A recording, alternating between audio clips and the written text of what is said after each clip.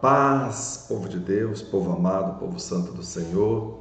Estamos aqui no último capítulo do livro de Jeremias, encerrando esse livro de profecias de oráculos do Senhor contra as nações de Judá, de Israel, trazendo uma mensagem que para nós é uma grande lição, um grande aprendizado, um grande ensinamento e orientação para os nossos caminhos. Para você que está com a gente até hoje, você vai se formar hoje no estudo de Jeremias, nesse capítulo que, no capítulo 52, encerramos o livro de Jeremias. E ele vem fazendo um apanhado geral do que está no livro, no segundo livro de Reis, capítulo 25, onde nós vimos que Judá na Babilônia, Jerusalém na Babilônia, depois de 3 deportações, duas deportações, primeiro, a terceira menor seguida, e onde nós vamos ver que tudo aquilo que Jeremias profetizou, tudo aquilo que Jeremias trouxe de oráculo ao povo para o seu arrependimento, para que o povo pudesse converter, esse capítulo então faz um resumo geral para comprovar que os oráculos do Senhor se cumpriu. E é preciso que a gente entenda que a palavra de Deus não volta vazia, que Deus, o que sai da boca de Deus se cumpre. Então, vamos respeitar, honrar e dar valor à palavra do Senhor para as nossas vidas. É importante que nós tenhamos essa consciência, é importante que nós tenhamos esse princípio de sabedoria em nossa vida. Vamos lá então para o último capítulo do livro de Jeremias. Se você não é inscrito em nosso canal, se inscreva agora mesmo, tem um sininho aí, acione o sininho para receber todas as publicações, deixe o seu like, seu comentário, para que a gente possa ter esse conteúdo divulgado a um número muito maior de pessoas, amém? Vamos lá, capítulo 52. Era Sedequias de idade de 21 anos, quando começou a reinar, e reinou 11 anos em Jerusalém. E o nome da sua mãe era Amutal, filha de Jeremias e Nibna. E fez o que era mau aos olhos do Senhor, conforme tudo o que fizera Joaquim. E assim, Joaquim, irmão de Zedequias, assim, filho de Josias, assim por causa da ira do Senhor contra Jerusalém e Judá, ele o levantou diante dele, e Zedequias se rebelou contra o rei da Babilônia. E aconteceu que no ano 9 do seu reinado, no 10º mês, no 10º dia do mês, veio Nabucodonosor, rei da Babilônia, contra Jerusalém, ele e todos os seus exércitos, e se acamparam contra ela, e levantaram contra ela trincheiras ao redor. Assim esteve cercada a cidade até o 10º ano do rei Zedequias, no 4º mês, aos 9 dias do mês, quando já a fome prevalecia na cidade e o povo da terra não tinha pão. Então foi aberta uma brecha na cidade, e todos os homens de guerra fugiram e saíram da cidade à noite pelo caminho da porta entre os muros, a qual estava perto do jardim do rei, e foram pelo caminho da campina. Então, depois de Nabucodonosor ter deportado Joaquim, filho de Joaquim, ele colocou Zedequias no trono para que ele pudesse governar como um rei vassalo da Babilônia. Só que Zedequias se rebelou contra Nabucodonosor. Então veio Nabucodonosor e sitiou Jerusalém, e no ano de 597 aproximadamente. Então assim, Nabucodonosor ele vem sitiar e tomar Jerusalém e leva os primeiros para o cativeiro, a primeira leva do povo de Judá, de Jerusalém, para o cativeiro. Só que nesse primeiro cerco, o que aconteceu?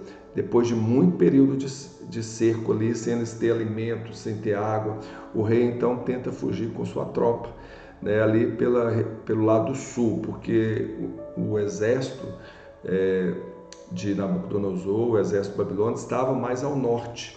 Aí eles abrem uma brecha no muro, tentam fugir de noite, de madrugada, porém o exército, os oficiais babilônicos, né, acabam visualizando essa fuga e vão atrás de Zedequias e apanham Zedequias, seu exército, os seus guardas fogem deste Zedequias e ele então é preso pelos oficiais da Babilônia de Nabucodonosor.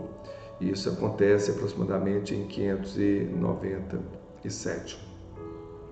Então foi aberta uma brecha na cidade e eles fogem por ela, pelo muro. Mas o exército dos caldeus, né, da Babilônia, conseguiu perseguiu o rei, alcançou Zedequias nas campinas de Jericó e todo o seu exército se espalhou, abandonando-o, e prenderam o rei e fizeram subir o rei da Babilônia a Riblá, na terra de Amate, o qual lhe pronunciou a sentença. Ali é onde estava Nabucodonosor, na sua campanha contra as nações. E o rei da Babilônia decolou os filhos de Zedequias, bem nas suas vistas, e também decolou todos os príncipes de Judá em Riblá, onde Nabucodonosor se encontrava. E cegou os olhos de Zedequias, o que era normal, viu, gente?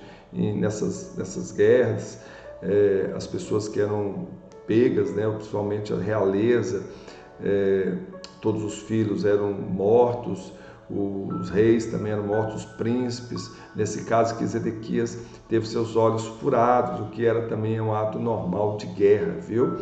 Então, e o atou com cadeias, furou os olhos de Zedequias, Nabucodonosor, e colocou cadeias, ou seja, colocou algemas, correntes, e o rei da Babilônia o levou para a Babilônia e conservou na prisão até o dia da sua morte. Isso aconteceu na primeira leva, então, dos babilônios, dos caldeus. O povo de Jerusalém foi levado aí juntamente a Zedequias com seus olhos furados, onde ele viveu ali até a sua morte. E no quinto mês, no 10º dia do mês, que era o 19º do rei Nabucodonosor, rei da Babilônia, Nebuzaradã, capitão da guarda, que assistia na presença do rei da Babilônia, veio a Jerusalém e queimou a casa do Senhor, a casa do rei, também todas as casas de Jerusalém, todas as casas dos grandes, ele as incendiou. Então, anos depois, aproximadamente em 586, Nebuzaradã, que é o capitão da guarda de Nabucodonosor, veio, também volta e faz uma segunda leva de cativeiros para a Babilônia, queima as casas, destrói o templo e leva cativo a muitos, deixando apenas alguns pobres ali, pessoas sem recurso nenhum, mas as pessoas com maiores recursos, príncipes, toda a realeza já tinha sido levada, né, na primeira parte aí do exílio, na primeira leva desse povo. Nessa segunda leva, Nebuzaradã então vem e queima toda a cidade, queima a casa do Senhor, queima a casa do rei, incendia tudo, e todo o exército dos caldeus que estava com o capitão da guarda derrubou a todos os muros em redor de Jerusalém, não deixou pedra sobre pedra ali, os muros de Jerusalém, que era para os judeus um motivo de segurança, sem saber, na ignorância, né? Sem saber não, a gente sabia, na ignorância, que a nossa proteção mesmo não está nos muros físicos, não está na nossa casa, não está no nosso dinheiro, não está na nossa fama, mas está no Senhor Jesus Cristo. Ali eles tinham a proteção de Deus enquanto eles estavam seguindo os caminhos do Senhor, desviaram dos caminhos e Deus permitiu que essa desolação, essa destruição de Jerusalém pudesse mostrar ao povo que os muros nada valem se não tem a proteção do Senhor. Por mais altos, por mais resistentes, por maior que seja a fortaleza, ela cai. Mas quem está na presença do Senhor, ele tem um lugar seguro. E dos mais pobres do povo e da parte do povo que tinha ficado na cidade, os rebeldes que se haviam passado para o meio da Babilônia, e o mais da multidão, Nebuzaradã, capitão da guarda, levou presos. Então aí teve uma segunda leva. Mas todos os mais pobres da terra, o capitão da guarda deixou ficar para serem vinhadeiros e lavradores. Quebraram mais os caldeus as colunas de bronze que estavam na casa do Senhor, as bases, o mar de bronze que estava na casa do Senhor, e levaram todo o bronze para a Babilônia.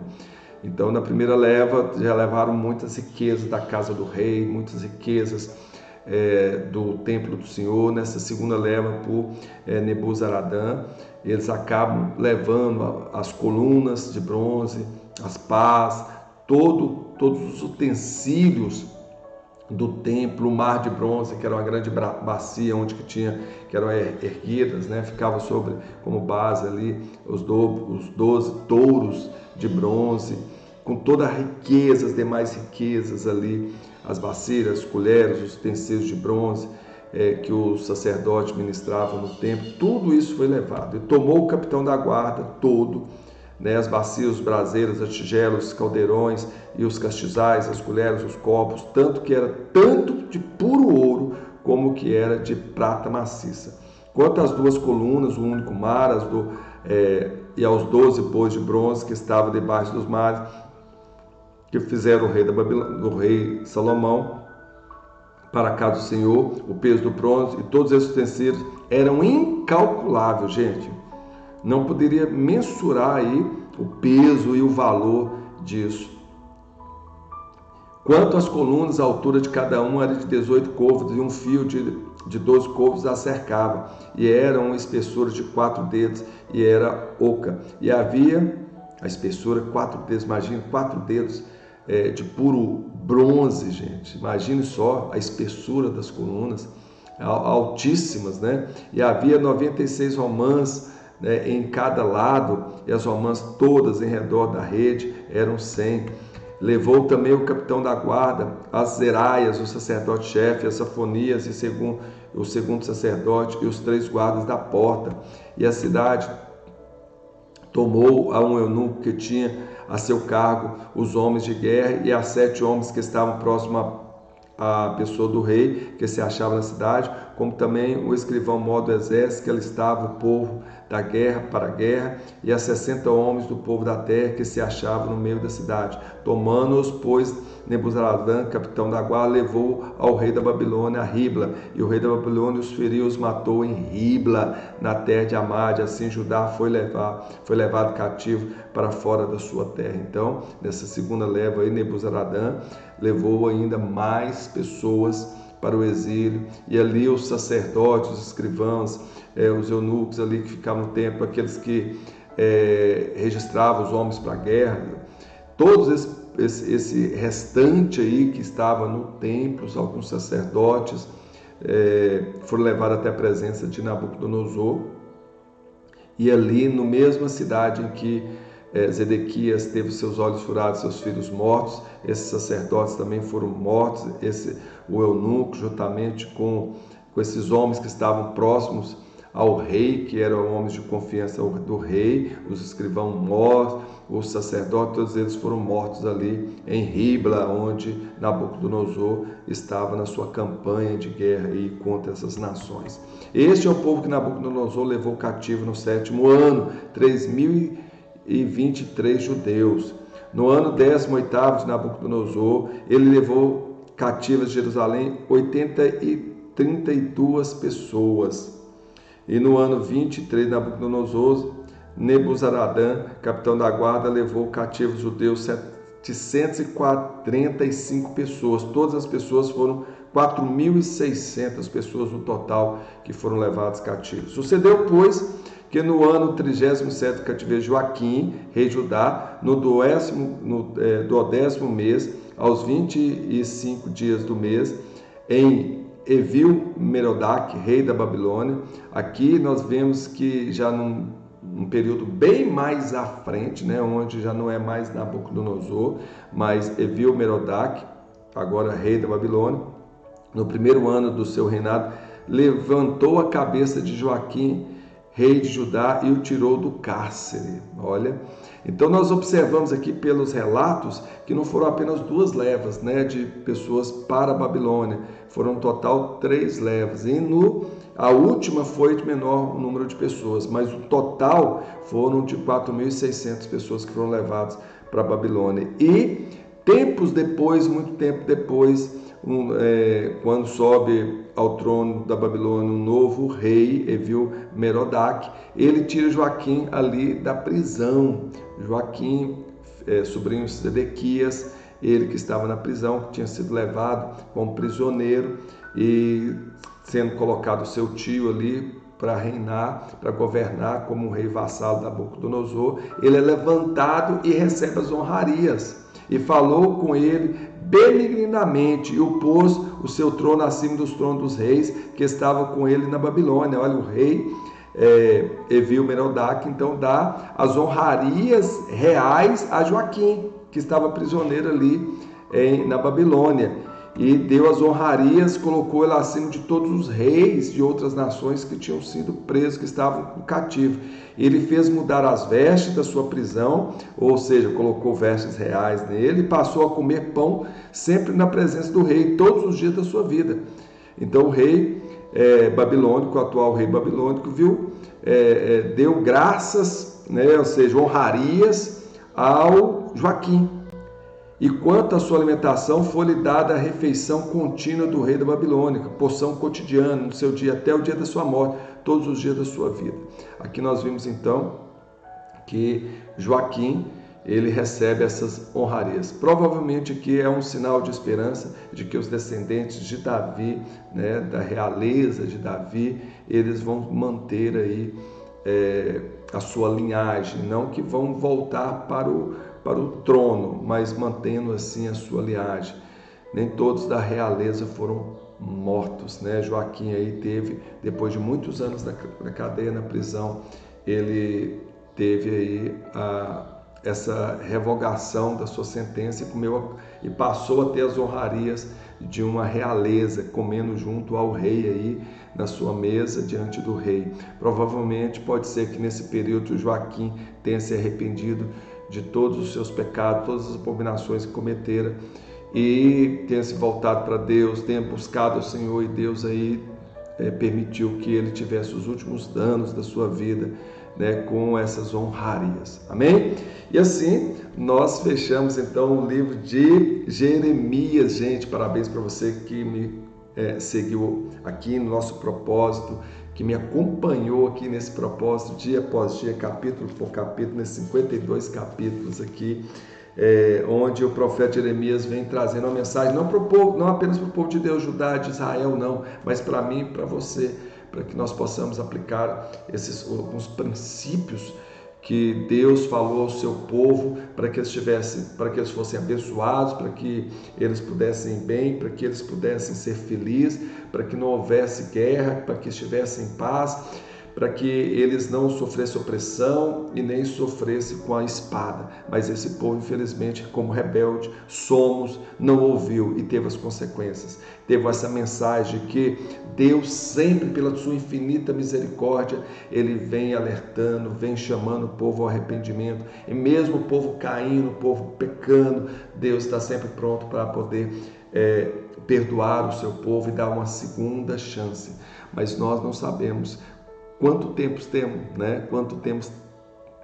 temos para poder nos arrependermos. Então o dia é hoje. Não sabemos quando seremos arrebatados, ou quando seremos, na realidade, quando seremos levados, arrebatados, nós esperamos na vinda de Cristo sermos arrebatados, ter essa certeza da nossa salvação, mas para isso é preciso que nós estejamos na presença de Deus. É preciso que nós nos arrependamos hoje, que nós possamos voltar para os caminhos do Senhor, viver retamente nos caminhos do Senhor, para que Deus possa, debaixo das suas asas, nos proteger, para que nós possamos ter a garantia da salvação e da proteção, da guarda, da paz que vem do Senhor sobre nossas vidas. Ficamos por aqui, que Deus abençoe a todos e parabéns. Nós vamos entrar agora num novo livro, o livro de Lamentações, Jeremias. Espero que vocês continuem conosco aqui nesse propósito de fé, aumentando cada vez mais a sua fé e se aproximando cada vez mais do Senhor. Até o nosso próximo encontro.